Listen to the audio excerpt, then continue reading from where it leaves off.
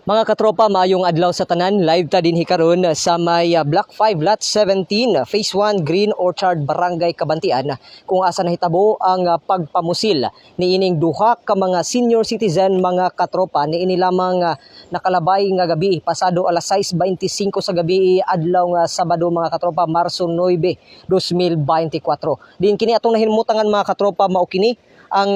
area kung asa gipamusil kining nasangpit nga mga biktima nga giilang si Gaudiosa Ryutotar 73 anyos ug si Romeo Lumuha 67 anyos. Kini mga katropa ang atong nakita dinhi karon atong maobserbahan nga aduna pay nakasindi kining kandila nga gani aduna pay mga mansa sa dugo nga nahibilin dinhi mga katropa ug kung asa kini nga bangko atong nakita karon diri matud pa naglingkod ang nasangpit nga biktima nga mao si Gaudiosa mga katropa samtang dinhi nga bahin mga katropa nga gani anapa kita nakita gyud no nga lagsik sa dugo mga katropa ang diri matud pa nahimutang ang partner ni ining nasangpit nga biktima nga mao si Romeo Lumuha mga katropa. So kini matud pa sa atong paghihinabi sa usa sa mga purok leader dinhi nga si Ma'am Aster Polistico mga katropa is dili kini mao ang ilahang panimalay gyud dinhi mga katropa. Gibali sila lamang ang gikaingon nga nagapuyo dinhi no adunay tag-iya gid niini nga maong luna apan sila temporaryo lamang nga naganhian dinhi mga katropa. So far sa initial nga impormasyon gikan mismo sa Buhangin Police Station na mga katropa gituuhan no nga adunay panagbangi tali sa kinibitaw nga giputol nga punuan sa lubi nga gikaingong maoy hinungdan matud pa usa sa ginabangian tali niining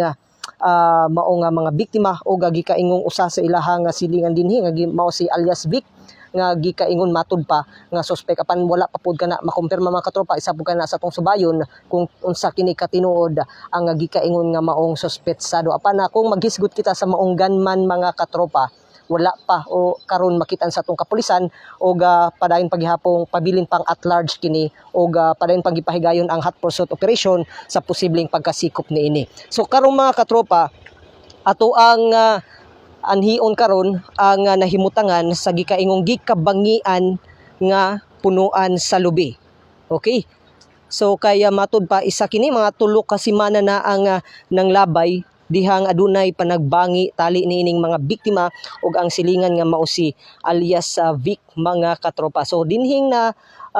area mao kini mga katropa ang giputol nga lubi nga matud pa muraga gikalain niining mga biktima sanglit wala matud pa sila gipahibalo sa pagputol niini apan giklaro no ni Ma'am Aster ganina nga dili sila tag-iya o kining mga biktima dili sila ang tag-iya niini nga lubi apan sila lamang ang nag-atiman mga katropa ug ang gikaingong pagpaputol niini desisyon sa tag-iya niining maong luna ug adunay approval mismo sa maong asosasyon mga katropa. So mao kini ang isa matud pa sa gikaingong gikabangian sa maong mga biktima mga katropa ug tali sa gitudlo nga suspect gikaingong suspect mga katropa. Well niining mga higayuna mao kini ang update no regarding niining nahitabo nga pagpamusil sa duha ka mga senior citizen niini lamang Sabado sa gabi kung asa sa initial nga impormasyon mao kadto mga katropa tungod sa giputol nga lubi hinungdan nga adunay panaglalis nga init gyud mga katropa ug subayon nato kung kinsa bagyod na nabaya impormasyon ng kapulisan labot niining gunman sanglit walay mga CCTV camera nga nahimutang no nga makakita